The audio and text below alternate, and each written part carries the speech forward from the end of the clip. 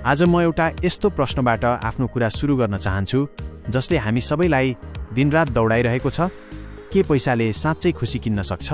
हामी सबैले जीवनमा बारम्बार सुनेका छौँ, पैसा भए सबै समस्या समाधान हुन्छ। त्यसैले हामी बिहानदेखि बेलुकासम्म दौडिन्छौँ, थाक्छौँ र कहिलेकाहीँ आफ्नै मनको आवाज समेत सुन्न भ्याउँदैनौँ। हामी एउटा यस्तो दौडमा छौँ जहाँ गन्तव्य कसैलाई थाहा छैन।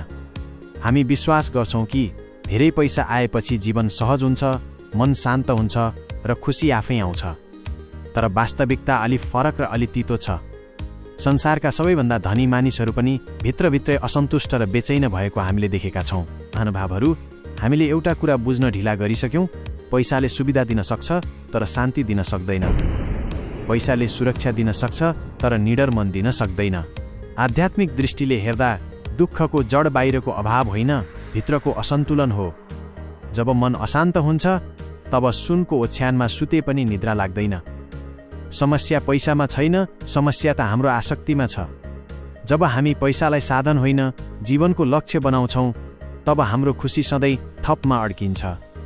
आज अलि पुगेन, भोलि अझ चाहियो। गौतम बुद्धले भन्नुभएको छ, तृष्णा नै दुःखको मूल हो। यदि पैसा बढ्दै जाँदा तपाईँको तृष्णा पनि बढ्दै जान्छ भने सम्झनुहोस् तपाईँको शान्ति घट्दै गइरहेको छ। हामी भन्छौँ, यति कमाएपछि म खुसी हुनेछु, तर त्यो खुसी सधैँ भविष्यमा सारिन्छ। र जुन खुसी अहिले यो क्षणमा छैन त्यो कुनै ठुलो ब्याङ्क ब्यालेन्सले पनि ल्याउन सक्दैन। विचार गर्नुहोस् त, पैसाले भव्य घर बनाउन सक्छ तर घर जस्तो न्यानो अनुभूति दिन सक्दैन। पैसाले संसारकै महँगो औषधि किन्न सक्छ तर मनको घाउ निको पार्न सक्दैन। पैसाले मानिसहरूको भिड जम्मा गर्न सक्छ तर एउटा साँचो सम्बन्ध किन्न सक्दैन। आध्यात्मिक शिक्षाले हामीलाई यही सम्झाउँछ, खुसी भनेको बाहिर केही थप्नु होइन, बरु भित्रबाट केही घटाउनु हो। के घटाउने? अनावश्यक चाहना घटाउने, अरूसँगको तुलना घटाउने, अहङ्कार र भविष्यको डर घटाउने। जब मन हलुका हुन्छ तब जीवन स्वतः सरल र सुन्दर देखिन थाल्छ। यसको अर्थ पैसा गलत हो भन्ने पक्कै होइन।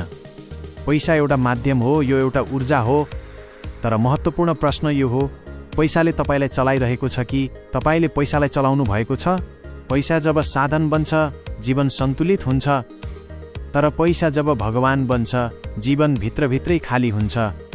हामीले बुझ्नुपर्छ कि हामी सामान प्रयोग गर्न र मानिसलाई प्रेम गर्नका लागि जन्मेका हौँ, तर आज विडम्बना, हामी मानिसलाई प्रयोग गर्छौँ र सामानलाई प्रेम गर्छौँ। यहीँबाट हाम्रो खुसीको पतन सुरु हुन्छ। निष्कर्षतमा साँचो खुसी त्यहाँ हुन्छ जहाँ कृतज्ञता छ, जहाँ वर्तमानको स्वीकारोक्ति छ र जहाँ एउटा शान्त सास छ। यदि आज तपाईँको मन शान्त छ भने विश्वास गर्नुहोस्, तपाईँ यो संसारको सबैभन्दा धनी व्यक्ति हुनुहुन्छ। किनकि शान्त मन नै जीवनको सबैभन्दा ठूलो र वास्तविक सम्पत्ति हो। बाहिरको सम्पत्ति त यहीँ छोडेर जानु छ, तर भित्रको शान्तिले नै तपाईँको अस्तित्वलाई सार्थक बनाउँछ। त्यसैले पैसा कमाउनुहोस् तर खुसी नबेच्नुहोस्। धन्यवाद।